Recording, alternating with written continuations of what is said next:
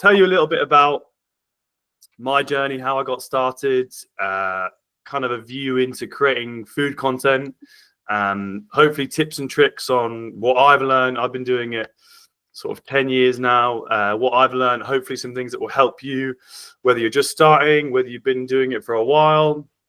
I think one thing that can happen is people keep a lot of information to themselves. They don't really share, what they're going through, the troubles, the difficulties. And so sometimes it can be really good. And I'm sure like you will have already done it. You get into a room and you immediately just start talking about creating content and monetizing and ideas, and it kind of starts to flow. So it's good to have these environments to be able to discuss that stuff. But I'm really excited to be here. We're going to do questions at the end. So if you have questions, write them down and I will answer everything at the end. Now, I did do like a mini presentation to start. I'm a pastry chef, so presentation is not my skills by any means. But I want to start by kind of talking about my journey, how I began, and sort of how I got to the point I'm at now, and then sort of run through tips and things I think are important to discuss when it comes to being a food creator. But if you do miss anything, shout and I will go. But again, please don't judge my very basic slides that I put together. So, like I said, I'm Matt Adlard. I'm a self-taught pastry chef. I've been baking since probably 2014 maybe was the first time I started baking. My dad was a Michelin star chef, so I grew up around food. He was very, very successful within kind of our area. He was really well known, but food to me was not something I was interested in. Like I know a lot of you guys probably work or have been around Michelin star kitchens, and it's very intense. It's tough, and sort of 15, 20, 25 years ago that he was doing it, there wasn't the excitement that there is today. And so for me, food was not something I ever wanted to do. I wanted to be in business, making money, making commercials. Like food was not my interest. I didn't bake or cook growing up. So it really wasn't something that I took to until I was about 20. Okay. So I'm 20, I'm at university, and I'm studying economics, and I'm writing essays all day. And for some reason, and I don't know why I picked baking. I genuinely don't know why I picked baking. I didn't pick like knitting. I made a cake. Okay, so these pictures here, I'm hoping you can see them. These are the first bakes I ever did. Okay, so I made 2 cakes in one day. One was a chocolate orange cake from Nigella Lawson. Hopefully you recognize Nigella Lawson. And the other one was like a Victoria sponge. And they were awful. I had no scales. I had no measurements. I converted everything on Google into teaspoons, and it just came out terribly. But I think that day I realized there was something in me that was quite, I guess, how would I put it? I'm quite determined, which I didn't probably realize until this day, but I really hated the fact that I failed at making these cakes. And so for me, it was really important to get better. I didn't like that people didn't enjoy the cake. So basically every weekend I just kind of started baking while studying as a hobby. And I graduated from university. I moved to London to work in advertising and media. And again, at the same time, I was just kind of baking at the weekends, anything I wanted to make. So if I liked bread, I'd try and make bread. If I liked macaron, I'd try to make macaron, but never to much success. I didn't have a book to follow. I was just going on blogs. I was going on YouTube and just learning and failing and learning and failing. And as you know, baking is pretty expensive. So I was basically spending all my money trying to bake. And so I had not much money left over because I was spending it all on ingredients. And I did this for, I'd say, a year and a half. And then you guys will have heard of maybe the Great British Bake Off or the Great American Bake Off. One of these kind of baking competitions is very famous in England. And when I was at work, one of the kind of trendy things to do is to do a bake-off at your company. So I entered the company bake-off. I have a recipe, which is my dad's lemon tart, which I kind of built my career off of. And I entered this lemon tart and I won the company bake-off. And someone said to me, wow, like, you're good at baking. was not very good, but you're good at baking, and you look good topless, because I was really into exercise, right? Wait for the next picture, guys. And they said, you should be the naked baker. Now, I thought naked baking was a little bit inappropriate. So I decided to become the topless baker, right? So that was my first brand. And I didn't start Topless Baker to be famous. I didn't start it to be an influencer. I just started it to share recipes, basically. I wanted to create a website, a blog, where I could share my recipes, because YouTube was already really packed by then. Facebook, everything was full of people creating content. Now that I look back at it, there was still so much room in the market for someone to create food content. But back in 2014, 2015, I didn't really look at it that way. And so I created like a WordPress blog where I started. Sorry, wrong slide. I created a WordPress blog where I started kind of sharing some of my recipes. Now, one of the things that I realized was that I was probably not going to break it into YouTube. So I started live streaming. Live streaming was really big back then. There was an app called Periscope. And the first video I ever did, I did live streaming, and I made fresh pasta. I mean, I don't make pasta. That's not my thing.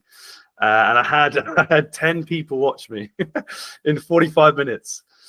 And so it was pretty depressing. And then I came back the next week and I had 100 people watching me on this live stream. And then I came back the next week and I had 1,000 people.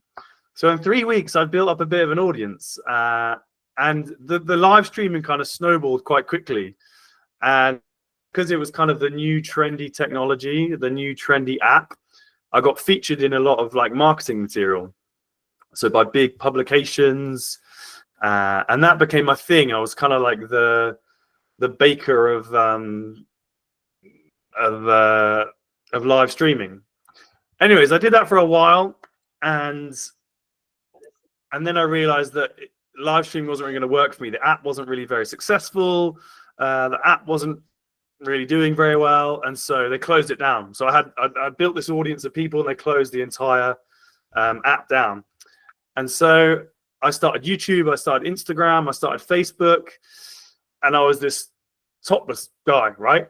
And I still didn't really know how to bake. I'd go to London every single weekend, and I'd pick up all my equipment, and I'd go make YouTube videos, and they were terrible. Like, I got, 200 views, 600 views, 300 views, but every weekend I would record YouTube videos. And then, honestly, one day, my life changed, basically, and it was this post here, right? So I've probably been making YouTube videos for maybe 6-8 months, and this company called Insider Food, they did a video about me saying that I was this like heartthrob sexy baker making baking content, and it went viral. I mean, it says there like 11 million views, but this was like a reposted version. I mean, it was crazy. Like, my phone was blowing up like I've never seen before. I got the most YouTube subscribers in a 24-hour period of anyone in the world. Like, it was mad. So I went from having 4,000 followers to having, 150,000 within 12 hours. And so for me, that was a really big moment for my career, because before then I hadn't really looked at it as a career. It was more of a hobby. But this legitimized it. When you reach 100,000 followers, it kind of legitimizes your career. The problem is I couldn't bake, right? I was just like stealing other people's recipes and making YouTube videos about it, but I didn't know how to write my own recipes. I didn't know what I was interested in. And so, like, with this sort of virality, this fame, came like an expectation of talent that I just didn't have. And so while I'd spent the last couple of years just kind of building my skills, I was then kind of put into the spotlight where I kind of had to know what I was talking about, but really I didn't. And so I sort of struggled with that, trying to create content and keep up with that virality. You get a taste of fame, and you want to keep going. And so I sort of, you'll hear about it all the time. You start to like chase the algorithm, right? So I started to chase the algorithm to become successful, right? And so I basically was still trying to develop my skills, and I wasn't very good. I mean, these are some of my first bakes.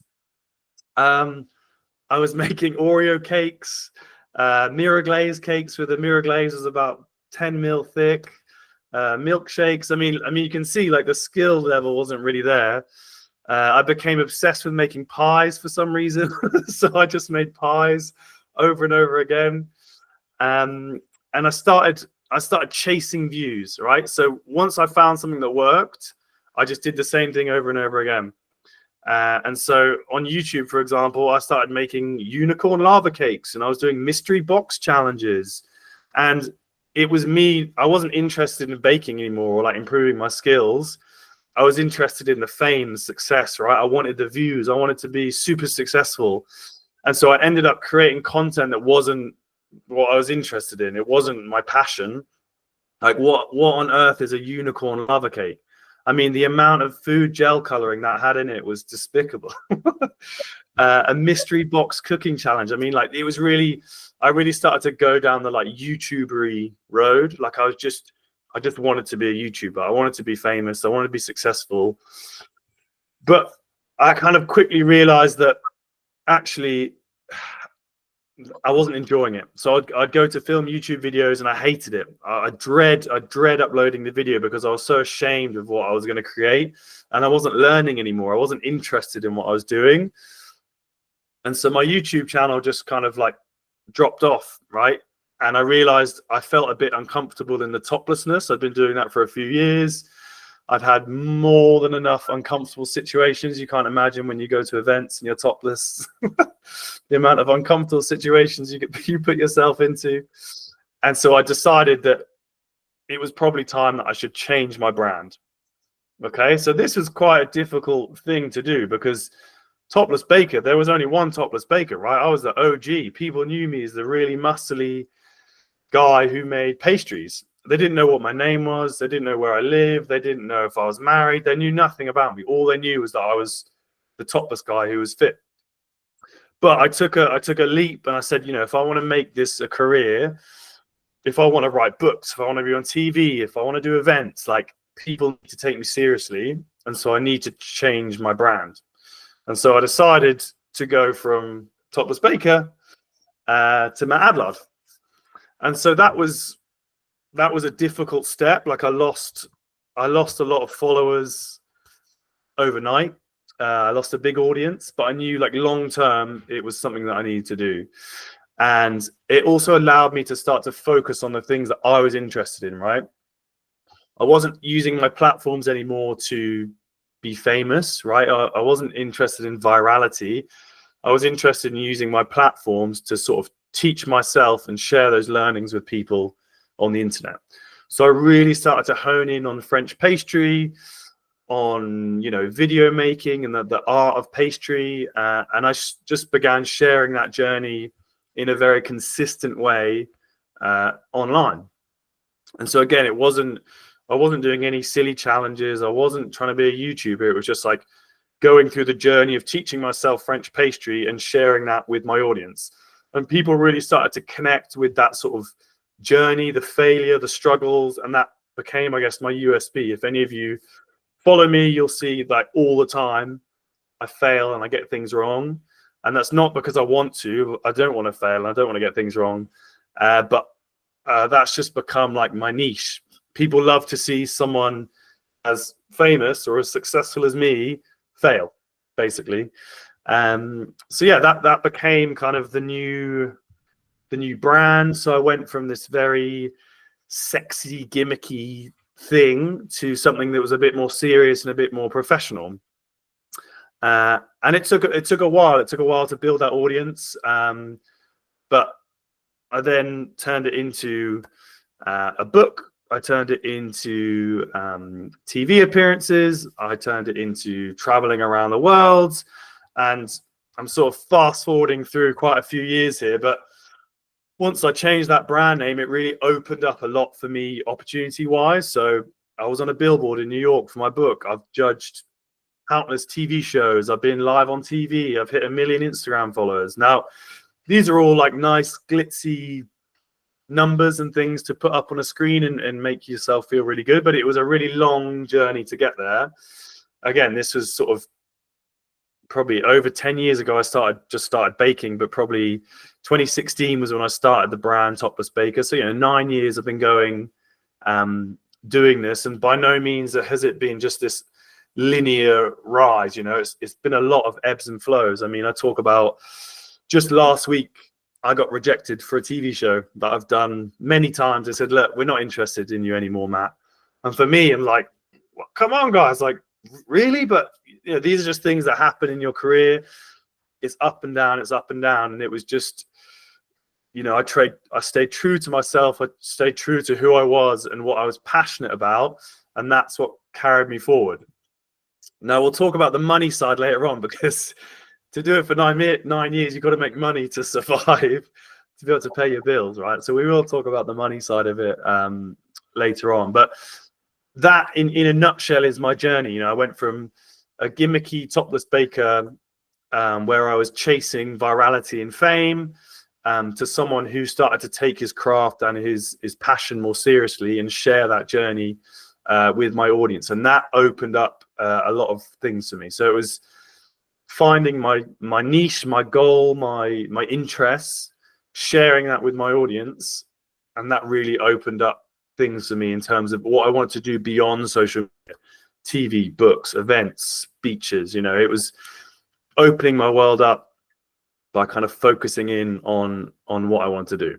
So that's the very, very basic slides that I put together. I'm going to close this now because you don't want to look at this anymore.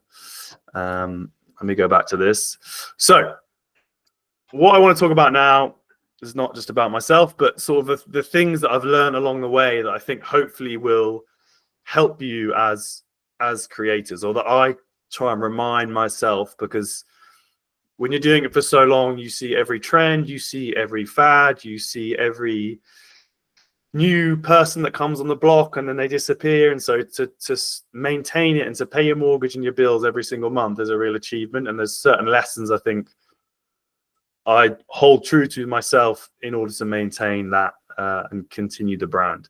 So the first thing, and this is a bit of a difficult one, and one that maybe I don't really stick to all the time, but the mantra I sort of live by is like, stay in your lane, right? So when I say stay in your lane, I think social media can be a place where you're often comparing yourself. I'm sure you might be in the room today and you look at someone who has more followers, or they just had a really successful post last week, and you feel this kind of, you feel a jealousy. You say, I wish I could do that. And I remember it. I mean, I still have it now. I still have it today. I remember going to conferences and being on panels with creators, and I thought, I'm never going to make it. I'll never be as big as they are. I'll never make it to where they are. And I wasn't excited about the opportunity that I'd had. I was more upset about the fact that I wasn't as successful as they are. Now, when you fast forward 2, 3, 5 years, some of those people aren't even creating content anymore, and I still am. So when you get quite in your head about comparing yourself to someone else, it can really make it difficult for you to create. It can make it difficult for you to concentrate, because you're so worried about what everyone else is doing and the success they're having, that it makes it quite hard on yourself. And often you can look at creators who are in completely different industries, a travel creator, a makeup artist, and you say, wow, they've just done 100,000 views, or they just got a deal with Samsung. Why can't I do that? And that's where you can really sort of go down a rabbit hole. So my focus, and what I would try and remind yourself as you're kind of going through the journey, is like, stay in your lane, right? Focus on you. Focus on what you're doing. Your audience care about you. They care about what you're talking about and what you're doing, and try to ignore the noise. Try to ignore the comparisons to other people, because it can affect you and your motivation and what you're doing. And so that's my mantra. If I would ever get a tattoo, I don't think I ever would. I'd get that tattooed on my wrist so that I could have stay in your lane. So it's just focusing on, like, I guess, what you can control, right? The next thing I would talk about is your brand, okay? Your identity. So when I first started my brand, my identity was Topless Baker. It was being half naked. It was being sexy. There was nothing much else to the brand. So I guess I didn't really have a purpose when I first started. It was really a gimmick, okay? And these gimmicks, there's just only so long that they can last, right? A gimmick, you know, you see other food creators now, chop, chop, chop, chop, chop, chop, chop, chop, chop, chop. You know, they rattle through the videos, they make the ASMR sounds, but that stuff is tough because I don't know how much longevity it has. All right. So when I rebranded to Matt Adlard, I needed to first figure out like what did I enjoy? So chasing views, it was like what did I enjoy, right? What am I passionate about?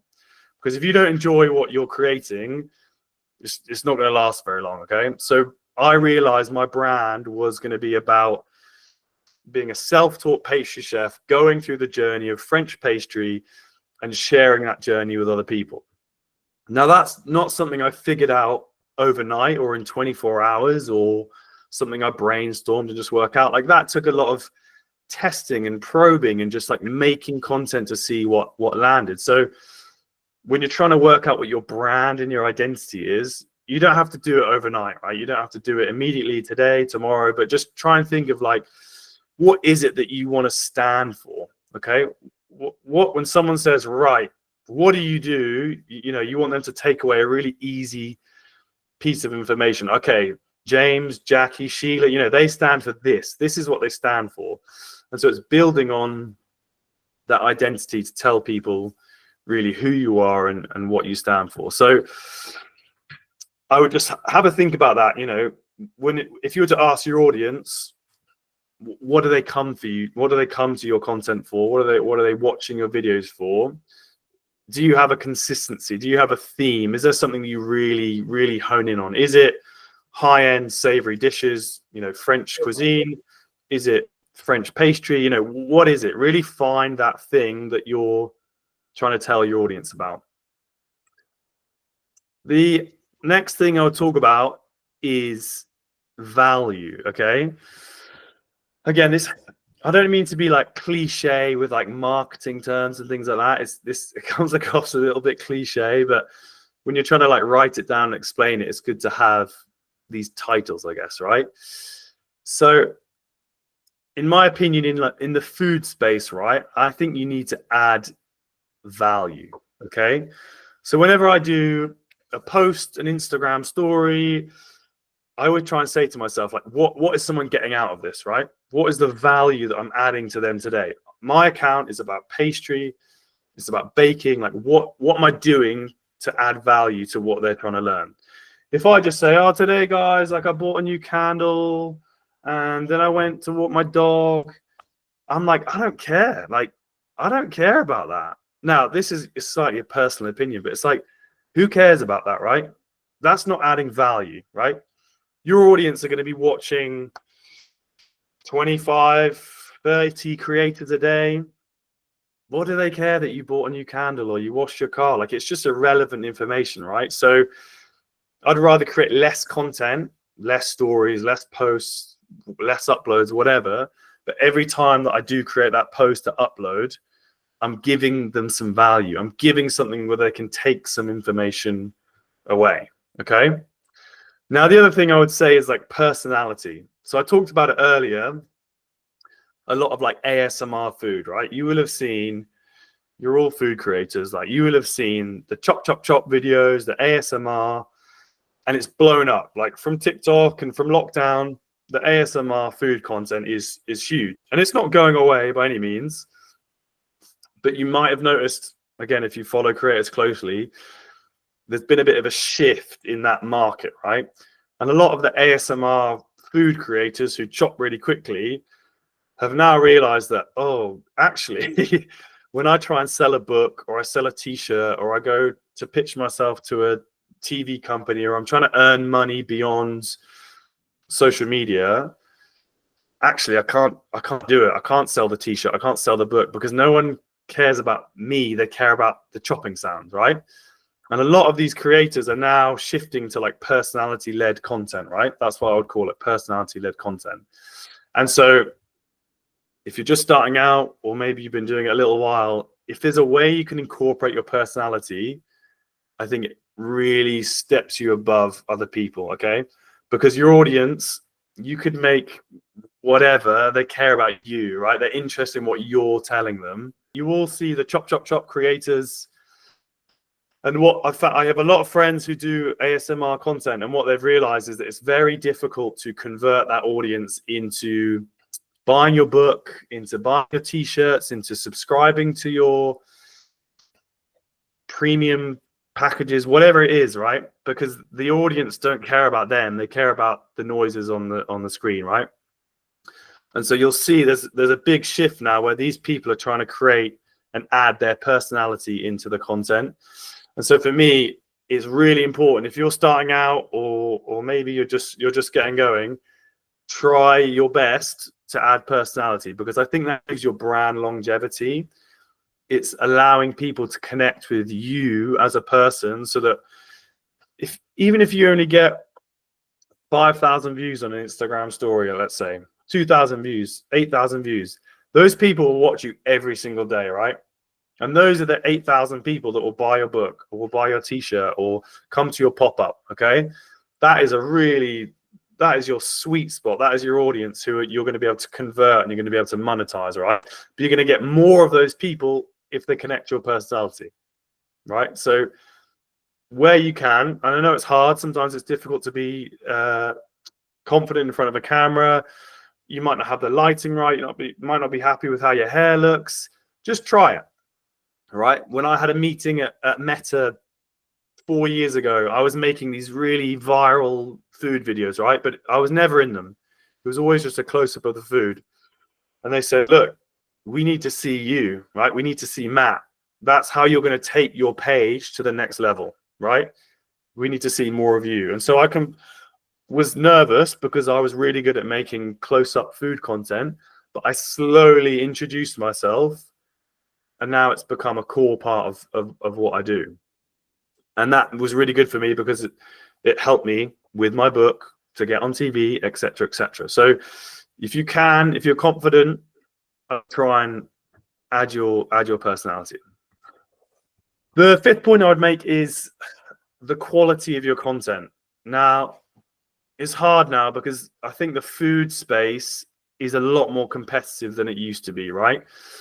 I think before 3, 4, 5 years ago, you could kind of make some slightly rough food content and you could still build an audience and kind of get away with it.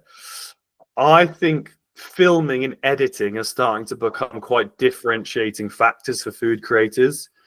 If your lighting is nice, if your background is nice, if your camera lens is clean, getting a really nice aesthetic to the way you cook and you create, I think really helps you to stand out, okay? Because someone could not even see your username and they'll know immediately it's your video because of the chopping board you're using or the angle you're filming at, okay? And it brings that person back. They go, oh, that's your video, and I know I'm going to watch it, okay? And the standard is higher now because food needs to look beautiful. You want to entice the audience. Let's say you're creating an Instagram video and you're trying to drive people to your Gronda account to sign up, okay? You need that recipe to look beautiful, not to take, I know Jules Cooking is not there yet, but Jules, you'll all know Jules from Gronda. Like, his content is stunning. And so he is the elite of elite creators. Like, it's very difficult to get to that level. But when you watch his scallop video, you say, damn right, I'm going to sign up to his Gronda because that video is incredible. Like, it's beautiful. Now, again, it is difficult to have that setup, all right? Don't get me wrong. If Jules was here, I've been to his kitchen, I've seen his lights, it's amazing. But if you can create something that's clean, that is consistent, that has an aesthetic to it, it will help you drive people to your Gronda account to get you to sign up to earn that money, okay? Or get views on Instagram, right? So really think about where you're filming, right? I know some of you will be professional chefs and you say, oh, I've got 2 hours in between, lunch and dinner service. I'm going to bang out a quick video, but the lighting is not great and someone's walking behind you and it's busy and you can't get the angles you want. I would rather you wait to make a video somewhere that you can do it consistently, right? Your kitchen at home on a Sunday morning where the light's really good and you do the same consistent style of video every time. Consistency is really important. So don't rush making the content. Think about the place that you're filming it.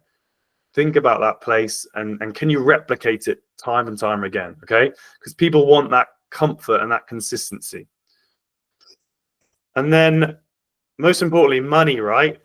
It's hard to make money as a food creator, isn't it? Monetization is a huge part of the job, right? And when I started, I never looked at it from earning money, right? So I went viral on YouTube, right? Boom, boom. When that post went up, my YouTube channel went nuts. And I'd actually turned monetization off because I didn't want any ads on my account. So I didn't earn a penny. Like, I went viral, I didn't earn a single penny. And I still turned them off for like a year after that. Like, monetization for me was not an important thing.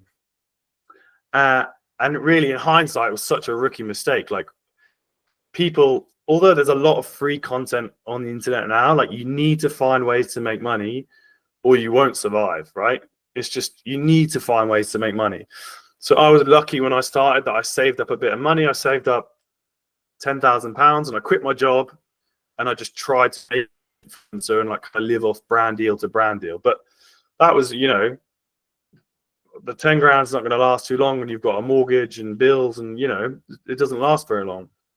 So you need to work out ways that you can monetize your platform, okay? And what's important is diversifying your income, okay? So just relying on one source, like YouTube ad revenue, okay, or your newsletter, if you just rely on one source, you're going to be in trouble, right? You need to diversify that income as best as possible, because unless you're making huge views on YouTube, you're probably not earning money from any social media. A little bit on TikTok maybe, but, you know, Instagram's not going to pay you anything. But Instagram is great at driving traffic to your Gronda account, to your website, okay? So all these social media channels play a really important role in helping you monetize. So the thing I wish someone had kind of told me when I started was, get a website, right? Monetize a website. Just slam it with ads, right? People see ads all the time. Slam your website with ads. It doesn't matter, because every recipe you search for, it's got an ad on it, okay? So get a website and slam it with ads, and then make really nice content on your socials where you're driving traffic to your website and to a subscription service like Gronda, okay? That is something that's going to diversify your income, as well as a paid event, a pop-up, a book, a t-shirt. Think of ways to create income beyond just relying on like YouTube ads or something, okay? Because that was the mistake I made when I started. All I focused on was like brand deals. I was like, right, I just made $2 grand on a brand deal for this butter. Like, brilliant. That means I can survive another 2 months. But I wasn't thinking about a subscription service or YouTube ads or website monetization. And so, you know, I might have had a lot of followers, but I definitely wasn't earning money, because I wasn't looking at it from a monetization standpoint. And that was the mistake I made. Don't be scared to ask your audience to pay for something, okay? People are educated now that they understand that you can't give everything away for free, okay? And explain to them the benefits of, you know, if they sign up to your Gronda, if they sign up to Gronda and they access your videos, you know, why is it so much better to do that than giving it for free in an Instagram caption, right? You can explain that to them and educate them about, you know, why you need to earn money. Be transparent about it. There's nothing shameful to say, hey, look, guys, the only way I make money and I carry on making these recipes is if you go and sign up to my Gronda account. Now, there's nothing wrong with that, okay? So be comfortable in that monetization. Diversify your income as best as you can. You know, think about the biggest advertiser in the world, right? It's Google Ads. So, you know, YouTube ads, website ads, and then use your social channels to drive traffic to those things, to your Gronda account for a subscription, to your website to run Google ads, to your YouTube channel to run YouTube ads, whatever it is, okay? Try and really make a wide portfolio of income, because you never know when the algorithm is going to change. So 3 months ago, I uploaded a video to Instagram. You know, I do some pretty successful Instagram videos, and I got an alert saying, your videos breached our guidelines. I was like, what the hell? So I messaged my manager at Meta, and she said, oh yeah, you're not allowed to do videos over 90 seconds anymore. And I said, since when? She said, oh, we just changed the policy today. So if you do a video over 90 seconds, we won't show it to anybody. And so that immediately changed the type of content I had to make overnight. Okay. And those are important because those are driving traffic to my website. And then this week they come back and they say, oh no, you can do videos over 90 seconds again. But again, I'm relying, I'm at the gauntlet of the algorithm. The algorithm is determining kind of what I can do. So having those own channels, okay, a platform like Gronda, which is going to be transparent, which is going to help you to succeed. You're not relying on the algorithm of Meta and Google and Facebook, because those things are going to change all the time, okay? So yeah, diversify your income. So those, I guess, like, are the main points. I don't want to ramble on for too long because I'm sure you'll have questions, but I've been doing it a long time, and by no means is it linear. I struggle every week, every day, every month. It's definitely difficult, but my sort of mantra is like, stay in your lane. And if I can pay my mortgage, this month and I can go for one more month, then I'm doing well. Because if you focus on you and what you're doing, everyone else will drop off. Like, this industry is so competitive, like eventually the riffraff will fall off and you'll be the one that's still going, okay? So if you've got any questions, please let me know. I hope I haven't droned on for too long. And yeah, I'll be excited to answer anything you want to know. Chef Matt, thank you. We're out of time.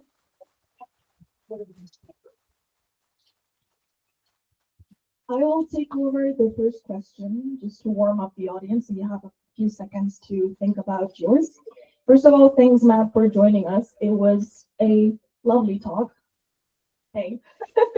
I think the first question that got into my mind is, you mentioned Jules and the setup and, and having the perfect place to make content. But a lot of our creators here, they're full-time chefs. They have responsibilities, really busy days. What do you say is the main thing that someone who wants to improve their content and improve as a creator should focus on? Like, one thing that our audience can take away from today, that if they focus on it consistently, that's the thing that's going to get them to the next level. First of all, like, get a good phone, right? Get an iPhone, something with a good camera. Clean your lens, because you get your fingerprints all over it. Clean your lens. I know that sounds really basic, but it makes a difference. And like, natural light, okay? Get yourself next to as big of a window as possible. If that means you need to film kneeling on the floor, you kneel on the floor, okay? Natural light is the best condition you could ever make content from. So if you have a good phone, natural light, and a nice background, like a tile, a work surface, anything, okay, that's immediately going to make your content stand out. But if you're trying to film when it's dark, or you're trying to film with artificial lights, it's very difficult to get a consistent product. So pick a sunny day when you've got a big window and just film next to that. So for me, for example, like, I have a kitchen which doesn't have great windows. I probably only have a window about 10:30 a.m. till about 1:30 p.m. in the winter, if it's a nice day, to get good light, right? And I have about half an hour window where I have the golden light, right? That sun that comes in, boom, just makes the food look amazing, like it's golden, right? And so I know when I'm filming, I have to have my eclair done by 1:30, because that's the only half an hour window I have when it's sunny to get that golden shot of the product, because it makes a difference. I filmed content when it's dark and it's rainy and the food just doesn't pop, right? If you're making something that's quite brown, right, you're searing a steak, it's very difficult to make that look good when it's dark, right? It's really difficult. So natural light and that golden sunlight is going to make a difference. And sometimes that means, look, sometimes I found in the summer, 6:30 a.m. I get the best light, but I just prep everything the night before, whatever. I churn my ice cream and then I do it at 6:30 in the morning. Then I'm done for the day, right? So you need to kind of time your content around lighting, in my opinion. That's like a big factor, especially in food content. So I appreciate if you're a chef and you're working all day indoors and you're not seeing the light of day until the weekend. If you want to be a creator, you either have to film at the weekends or whenever you're not working, your days off, and capture that natural light, or you create like in kitchen style content and you make that your visual. Okay, there's nothing wrong with that at all. People love that professional setup, the background. It gives you credibility when people watch the video. But pick a spot that's consistent, when no one's walking behind you all the time, and just run with it. Okay. Well, then probably the question I have in my mind is about YouTube. So editing a 1 minute and a half video takes such an amount of time. So editing a 15 minutes video is a whole another story. So how do you plan that into your time when you can't afford an editor? It's a really good point. So for me, I don't really make, so I do make long form content. Like I have an online baking school myself, but I pay an editor for that content because it takes a long time. But that is a professional setup. You know, I'm using 2 cameras, SD cards, microphone. It's a very like elevated level of content, which is, I don't need for social, right? It's just because it's going behind a paywall. It's premium. I'm trying to make myself stand out. But for social content, you know, I would focus on Instagram and TikTok, right? So I know you're talking about like long form video, let's say YouTube. You know, if I had limited amount of time, I would just make short form content. That's all I would make. So I wouldn't worry about editing a 15-minute video every week. I would make 4 short videos rather than making 1 long video. And the editing is tough. You know, I use Adobe Premiere, which is like an editing software. I've been using that for 7 years, so I'm quite fluent with it. I know a lot of people use CapCut or they edit in app. I personally, like, my fingers are too fat. I just can't. I don't know how you edit a video on a phone. I've never done that, so I edit it on my computer. But coming back to kind of the previous point, when you figure out your format and your view, like, you know, where your setup is in your kitchen, you'll be able to cut those videos so much quicker because you know exactly the type of content you're making. Okay, so I know exactly, you know, I've got my intro, I've got my beauty, I've got my voice to camera, so I know how to cut that quicker because I know what the format of my video is. So that first few weeks, months, whatever it is, you're testing the format or you're trying something new, it will take longer. You've got to sit in bed at 10 o'clock. Like, you know, how much do you want it, right? You've got to sit in bed at 10 o'clock and edit those videos. You all, I'm sure, have heard of like Amari Gouchon. You know him, the very famous pastry chef. Yeah. You think he's got a team of people editing, right? He sits on his phone all night, every night, editing on his phone. He doesn't use a computer. He doesn't pay an editor. He literally sits on his phone. When you speak to him, I said, "What did you do tonight?" He said, "I edited." And that's the grind, right? He's the most successful influencer in the world, but he grinds, right? He grinds he's working all day. He'll get home and he'll sit on his phone and he'll edit all night because that's what he wants. You know, that's his drive. That's his goal. If you want to finish a service and then you want to go out for beers and dinner and whatever, you know, you got to pick what you want to do, right? So it's a bit of a long-winded answer, but yeah, you've got to figure out your format. That will make it quicker to edit. If you're good on a computer, I'd edit with a software. I think that will make it easier in the long run. But I wouldn't make long-form content, right? I would make short-form content, in my opinion. In your experience, the difference between the platforms, one is Gronda, Instagram, now TikTok. What do you say? I mean, the duration and the editing. The same content for the different platforms. Yeah. So Instagram and, well, I sort of use the analogy of like, they're all like children in a family, right? They all have different personalities, okay? So each platform is like its own unique child, and you kind of need to tailor it based on that audience. For TikTok and Instagram, you know, I used to make different content. So TikTok is a very young, childish audience. They can't spell. They don't really know a lot about cooking. And so you're almost starting very much a very low bar, right? They just don't get it. Whereas Instagram is a more elevated audience, right? That algorithm is going to capture people that are a bit slightly older, a little bit more mature. They have an interest in fine dining, baking, pastry. And so you can be a bit more professional, I guess. You can explain a bit more about techniques, about science. Whereas TikTok is more basic, right? I would create the same video for both, right? Don't waste your time like doing different versions. I don't know. Again, like I wasted a lot of time 3-4 years ago. I'd make different videos for different platforms. Like I was so precious about Instagram being this really highbrow platform and TikTok being a very like cheap, you know, just like very low bar platform that I would make different content. Right, the TikTok Matt Adlard was very different to the Instagram Matt Adlard. But now, like, time is precious. It's a competitive environment. Pick one format, edit them the same for both platforms. Okay, for TikTok and Instagram. And also, like, you know, Instagram is the thing that's going to drive the traffic to your Gronda. TikTok's not going to drive traffic, right? Really, TikTok is just about like brand building. It's about virality. You can earn a little bit of money on TikTok, but Instagram for your Gronda is going to drive your link clicks, okay? And I would put the same content on Gronda that you do on your Instagram, right?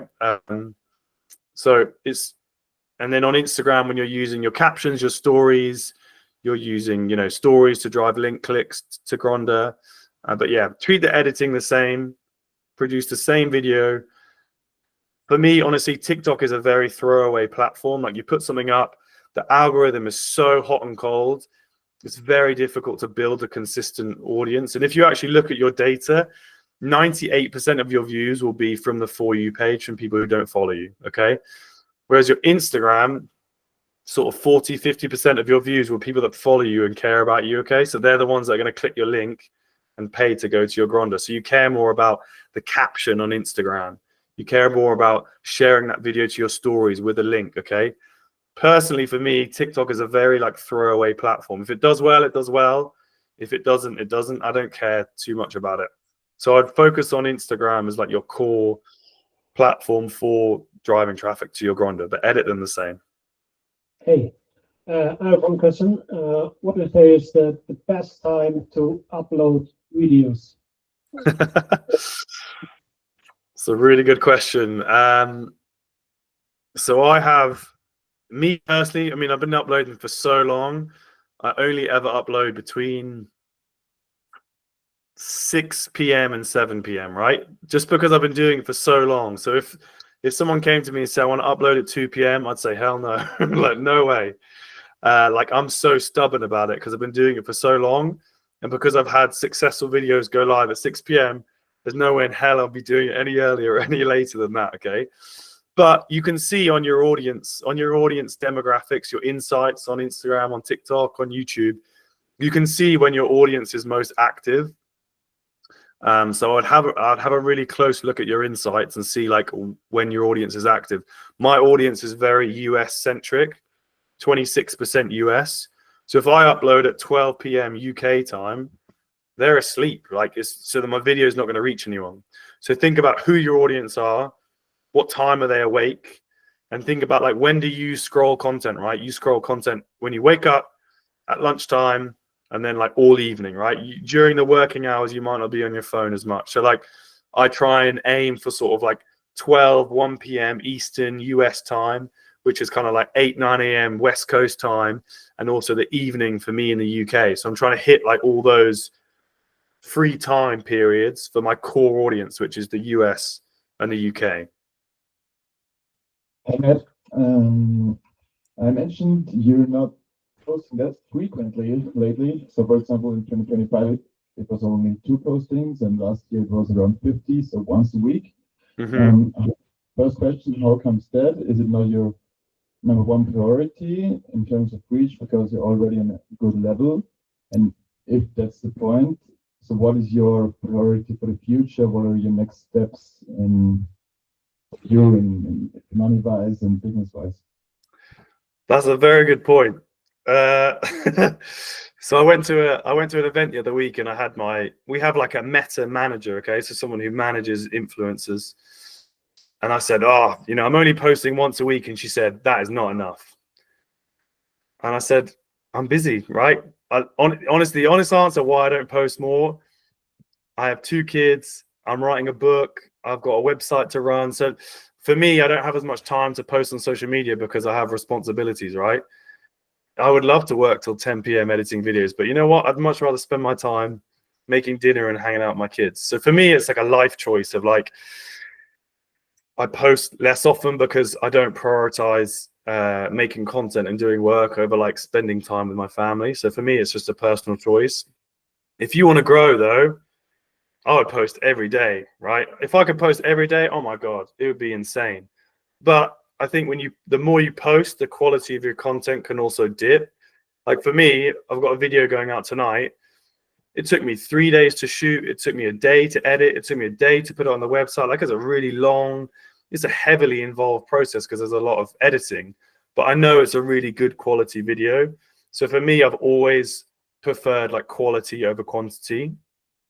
That niche that I've got of like educating people about pastry, I know there's no one else kind of creating that video. So I feel really confident it will do well.